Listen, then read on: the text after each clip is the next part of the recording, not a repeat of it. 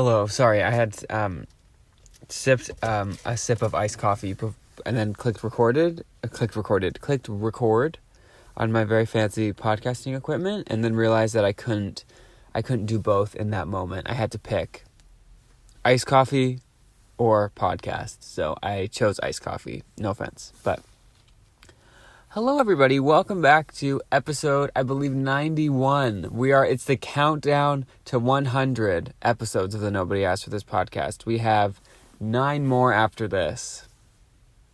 You know what has always been confusing to me? Like numbers and time and like countdown. Because, okay, you think of it like this.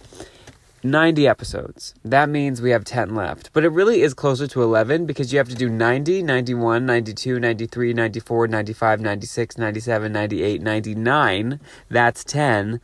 And then the 11th is 100. So it's just something to think about. As I always say, I don't really provide any answers. I just add more questions. And I think that is valid too. You know, everyone has their strengths. Everyone has what they can bring. And I think conflict arises when people with different strengths that maybe don't fit together are forced to get stuff done. But I like to believe that if we were all equally matched, we would just be taking down the world.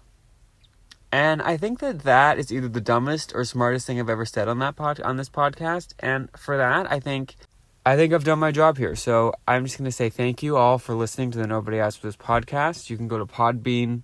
Just kidding. LOL. But I'm coming to you at a different day and time. I normally record the day before this comes out, so that would be Wednesday. The past couple weeks, it has started in the morning. I've recorded the first 15-20 minutes in the morning and record the last 15-20 minutes at night. I am smack dab in the middle of the day on a Tuesday. And I think I'm going to do this in one fell swoop. So, okay. With my theme of keeping track of words or phrases that I say that I don't know what I mean, I'm going to stop myself right there. I just said one foul swoop, and I don't know what that means. So we're going to Google that. Is it foul like stink? Like, it smells foul. Or foul like, I don't really know another definition of foul. One foul, like foul, like is there a U? One foul swoop. Here we go. One fell swoop. Okay. Let's see what that means. One fell swoop meaning. By episode 300, I'm going to know all of the phrases in the English language. All at one time. Okay, yeah, I know what it means, but like, why does it mean that? Why do we say one fell swoop? This is just to give bibliography. I went into Google, typed in one fell swoop, and clicked there's those like boxes options. This term was used and probably invented by Shakespeare. Probably. That's like when I ordered Taco Bell scratch and sniff wrapping paper for Christmas one year on Amazon. I'm going to call them out. And it never got delivered. But then when I went on the tracking information, it says your package was probably delivered. Like, I'm sorry, what? Like, imagine if you went to checkout and they said, where's your credit card number? And you're going to say, I'm probably going to give it to you. Like, no. They're getting your money for certain and then maybe going to give you your package. Now, I have to say that hasn't happened again. I also don't know if I got a refund. I was too distraught to really look into the whole matter because not only was it Taco Bell wrapping paper, which I had gotten the year previous, but it wasn't scratch and sniff, so I was so excited for the scratch and sniff version of the wrapping paper. And I saved it graciously for about 5 years. I think it ran out a few years ago. Like 3 years ago, which is probably 4 years after I ordered it. Like I really was saving it, but it wasn't scratch and sniff. So I had to, obviously take matters into my own hands and just order Taco Bell, put my wrapping paper and then the fresh Taco Bell in the same room, let the smell absorb, which doesn't take as long as you would think. And yeah, bada bing, bada boom. So I guess we all really won. But to get back to One Fell Swoop, this term was used and probably invented by Shakespeare in Macbeth, where the playwright likens the murder of Macduff's wife and children to a hawk swooping down on defenseless prey. Did anyone get that? I did not. I feel like I'm in English class once again. I need that book that is like technically 2 books. One half of the book is Shakespeare, and then the other half of the book is explaining Shakespeare, which, can I just say, we all talk about, oh, Shakespeare, he's the best. He does, whatever. He is, his English language is whatever. I don't really know what I'm saying, but you know what I mean? Like, he's so praised. But if we need a whole book, and probably multiple books. I just got the ones that they recommended. The English teacher always recommended that you got, like I can't remember what it's called, the Cole's Notes or whatever. But if you need, like, if the bookstore can have a full section of books explaining your books, maybe you're not that good of a writer. Like, have we ever thought about that? If you need a book explaining how to read a book properly, maybe the original author, in this case, Bill Shakespeare, could have written it a bit better. And also, we always attack, like, I don't know what were Bill Shakespeare's years of operation? William Shakespeare birth and death date. Let's see. Okay, so he died in 1616, angel numbers. So someone who passed in 1616, one thing about me that you should know is I can never do the math of, like, how many years ago something was. Like, I know we're in 2024 at the time of recording, but I couldn't tell you, like, if you gave me, like, 1700s, is that 300 years ago, or is that 3,000 years ago? I'm pretty sure if we're in the 2000s of years, it can't be 3,000, so it's got to be 300. But, like, 1770, it sounds so much further ago than, like, what is that, 250 years? So 1616, that would mean when it was 2016, we're going to do live math, when it was 2016, that would be the 400th anniversary of his passing, which would mean that we've now added 8 years to that, so he's 400, and he died 408 years ago. But back to my other point, like, if you would ask me how long ago did Shakespeare live, I probably would have said thousands of years ago, which is definitely a me problem. I don't know if this is anyone else, but I don't want to implicate anyone else into my, maybe lack of numerical knowledge. That can be a contender for the title of this episode, lack of numerical knowledge. But either way, how the heck are we supposed to know what Bill Shakespeare, who wrote every word he ever wrote before the year 1616, because that's when he passed. So how are we supposed to know how someone who was writing plays in the 1500s, like, how are we supposed to know what he meant? Because it was always like, in the English test, it would be like, what did Shakespeare mean when he made this dress blue or something? Or when he made, or when he made Macbeth kill, I don't even know. I've obviously read his plays, and by read his plays, I mean Googled what happened. Maybe seen a couple movie adaptations, stuff like that. But how are we supposed to know that that's what he meant? Did he say that? Like, we really could just be overhyping this guy. Like, we could just be attaching meaning to stuff that he didn't mean for there to be. Meaningless meaning. Meaning with no means. Refried beans. I don't know. I just feel like it's a little suspicious. Like, unless Bill Shakespeare floats from above and says, like, yes, that dagger symbolized whatever the heck. I literally can't even think of an example of something where people say that, something Shakespeare wrote actually meant that. But regardless, I'm a little confused. I think we might be overhyped. I think it might be time to move on to someone who we can ask, what did you mean by this? I'm also and again, I realize this is probably the third confession I've made on this podcast of me just being like, listen, like, where the subtext is, listen, I'm not that smart, which I'll accept that. In some ways I'm not. But, like, I'm just not someone that thinks like that. I'm not, like, good at deciphering or or figuring out, cracking a code. I'd be terrible on any sort of like strategic game show or like Big Brother or Survivor. I would not survive. I couldn't do Survivor. And I've talked about this before. You cannot pay me to do Amazing Race. You cannot pay me. I think you can win $1 million if you win. Keep it. If you said, listen, I'll give you $1 million. If a producer of The Amazing Race hears the 91st episode of the Nobody Asked for This podcast and for some reason thinks, got to get this guy on season 807 of The Amazing Race, and calls me up right now, if my podcast recording on my fancy podcast microphone, aka my telephone, pauses the recording so that a producer of The Amazing Race can contact me via cellular tower, and I answer and I say hello, and they say, hi, this is the producer of The Amazing Race. We will give you $1 million if you just to participate, and then you could win an additional $1 million.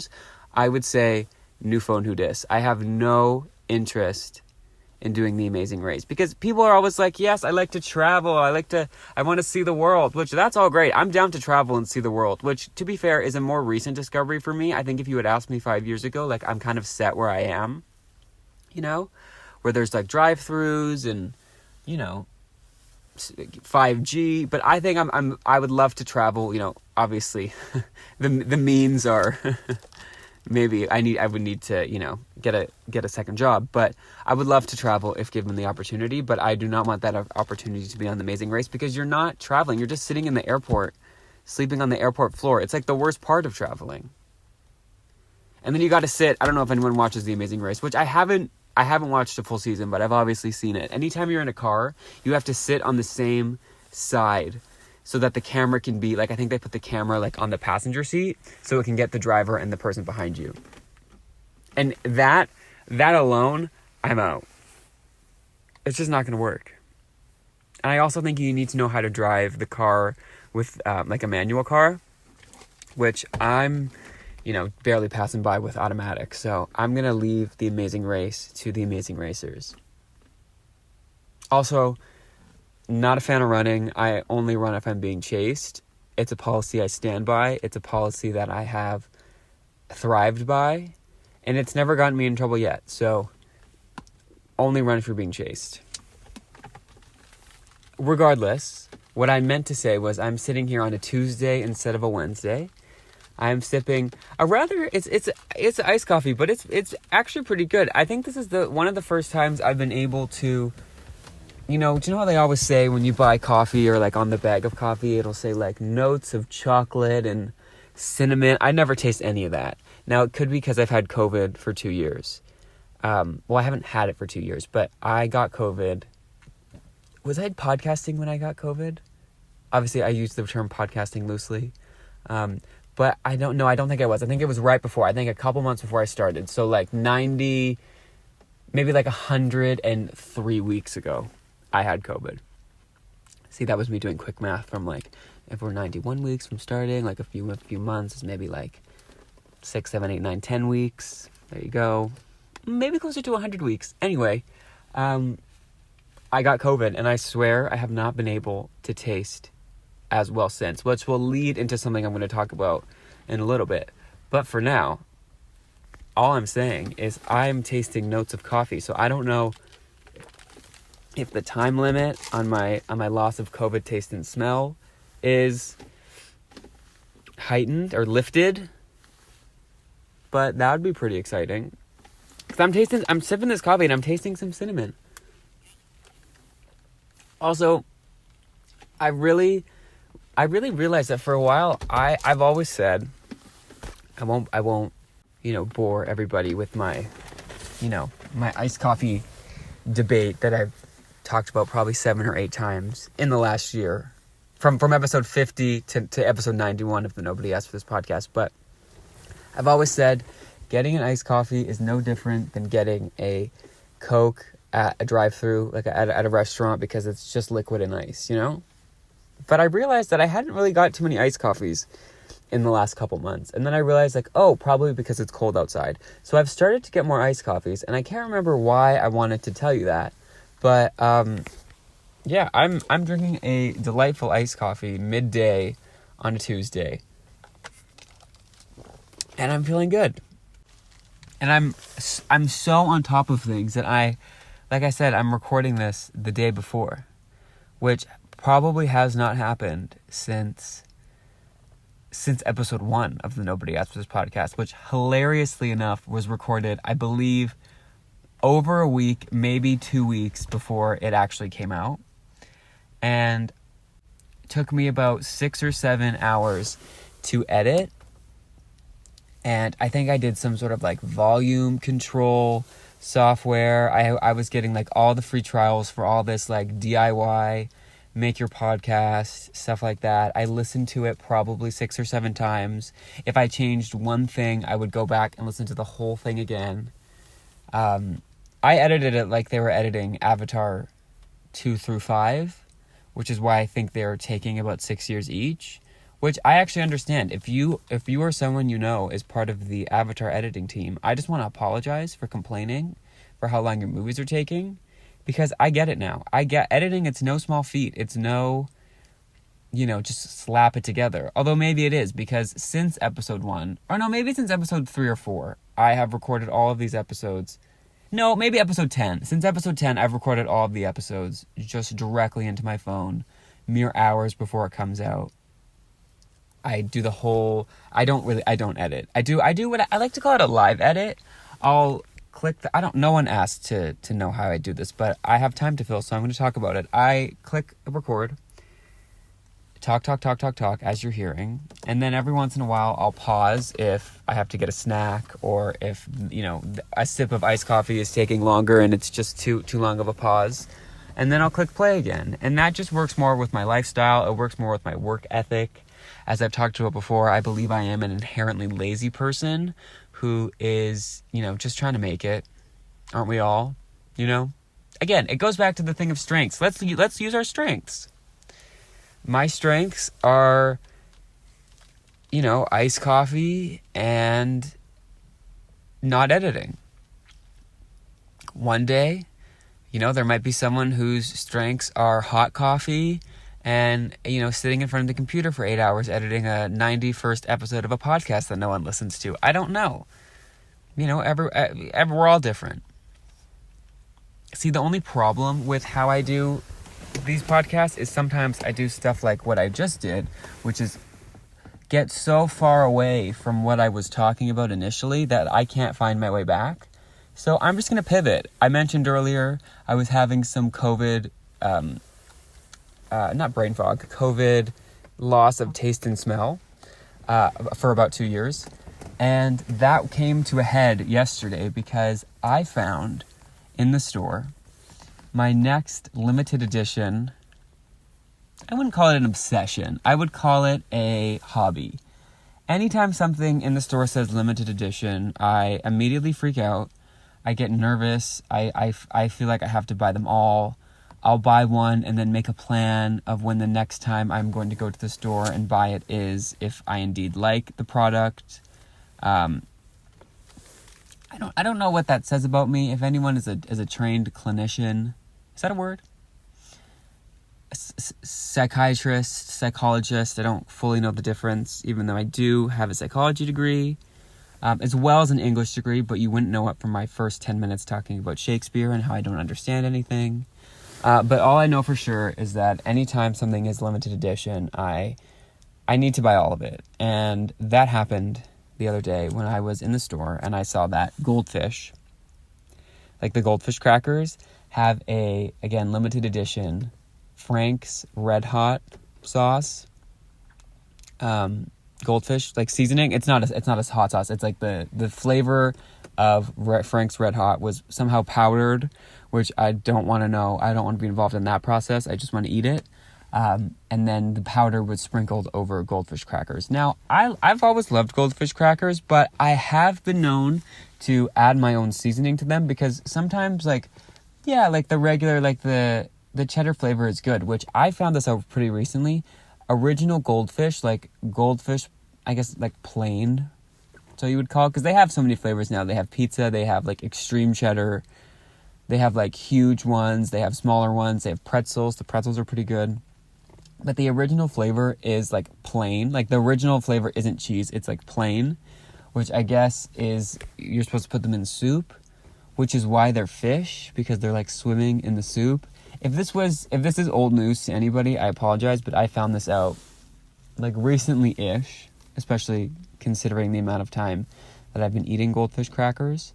But every once in a while, I'll be, just eating the regular, or what I thought were the original ones, but are actually just the cheddar version.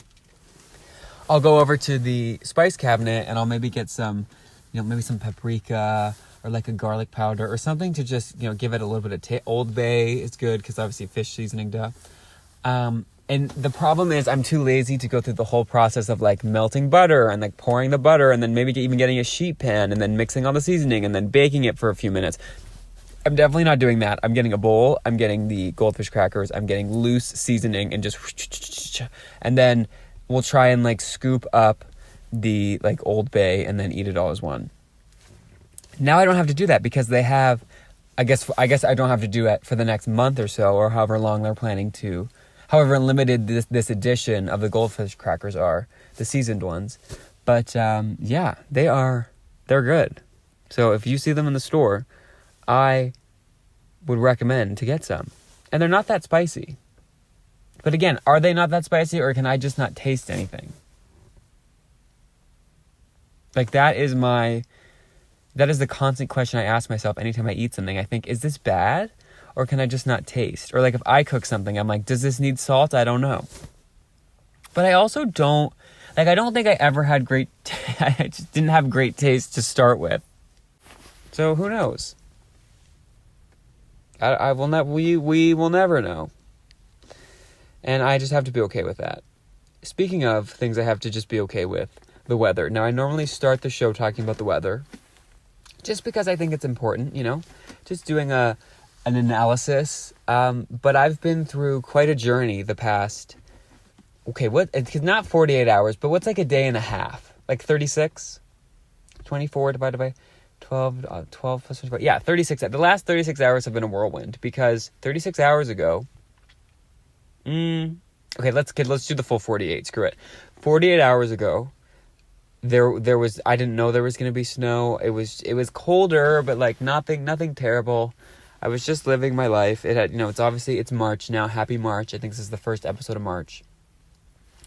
But no snow. And then out of nowhere, boom, snow. Like huge flakes, snow in March. I'm like, what is happening here? And then the next day I wake up and there's hardly any snow. It had started raining, which, okay, sure. So within 12 hours, it essentially went from blizzard to no snow ever. And now I'm sitting here as I record in episode 91 of the Nobody Asked For This podcast, and I'm sweating, drinking an iced coffee. So I don't know how I'm supposed to live a balanced life under these sorts of conditions. Like if I'm operating in chaos, how am I supposed to, get anything done? But maybe I'm contradicting myself because I'm recording this being the 91st episode of the Nobody Asked For This podcast, like a day in advance, but technically 2 days in advance. So maybe I'm smart after all.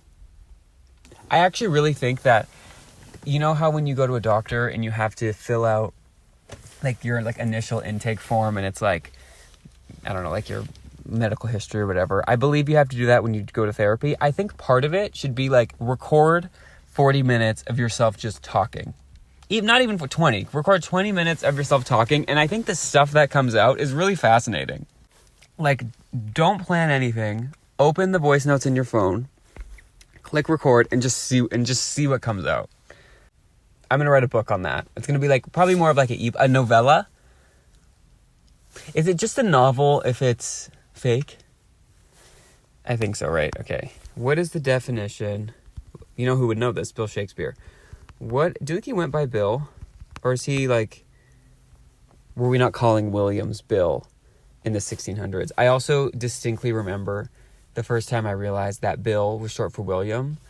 Because I was confused. And I thought, well, if your name is William and you want a nickname, don't you just go by Will?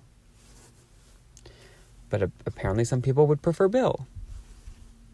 I'm still a bit confused, to be honest. Is it like a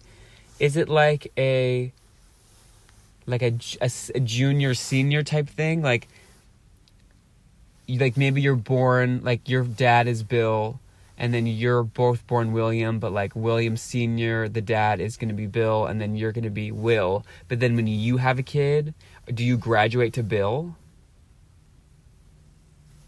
Like, do you enter Billdom? I'm going to Google that. Bill, I can't remember why I started Google, what the other thing I started Googling was, but that's fine. Bill versus Will. There are many theories on why Bill, and again, just for total transparency, I clicked Bill versus Will on Google, and this is what's coming up in the box. I believe it says it's from www.mentalfloss.com. Don't know what to make of that. Why is Bill short for William? Good question, because I'm asking it. There are many theories on why Bill became a nickname for William. Perfect, just tell me them. The most obvious is that it was part of the Middle Ages trends of letter swapping. Much how Dick is a rhyming nickname for Rick, the name is true of Bill and Will. I'm not really getting it, but why is Bill? Okay, anyway, it seems like there is a long answer, or like there is an answer, but it's like there's a lot of history and stuff. So maybe I'll I'll research that in the off season, between Friday to Tuesday, and then I'll come back and report my findings. I think that's probably better to do. But when I got onto Google, what was my initial pursuit? I can't remember. Oh, a novella. Is it just a novel if it's fiction? If it's fiction, let's see. I'm so excited. All novels are fiction, but not all fiction is a novel. Okay, so then just tell me novel definition. Because novel is like new, as in the novel coronavirus. Not to bring up COVID again. On which is almost the 4th birthday of COVID. Okay. A fictitious, this is from the Oxford Dictionary, I think. Novel. 2 syllables. First word. A fictitious prose narrative of... Okay, wait. I added a comma when there wasn't. A fictitious prose narrative of book length, typically representing character and action with some degree of realism. Huh? I don't know. But then, so a book, essentially. Okay. I know that other source told us that it didn't have to be fake to be a novel, or that not all fiction was a novel, but that doesn't make sense for my fictitious narrative. So I'm just going to say that it's a book. A book that's fake is a novel. With some sort of like a story, you know? Oh boy.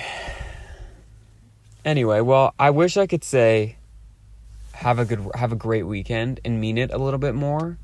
But because I'm such an organized, really, have my stuff together this week, I'm about really 2 days further from the weekend. Normally when I record this, I've completed Wednesday. And that's just not the case. I haven't even completed Tuesday. So I'm going to say it because by the time you hear it, it'll be a bit closer to the weekend. But just know that, like, if it sounds like I'm sort of, like, phoning it in and, like, I don't actually wish you a good weekend, it's not that I don't. It's just because, I've just only gotten over Monday. So I'm going to say it again, full disclaimer. I hope you have a great weekend wherever you find yourself. Hey, maybe you're listening to this and it is a Friday night, but it's Friday of, March 2032. I don't know. Could be. I'm going to finish my iced coffee.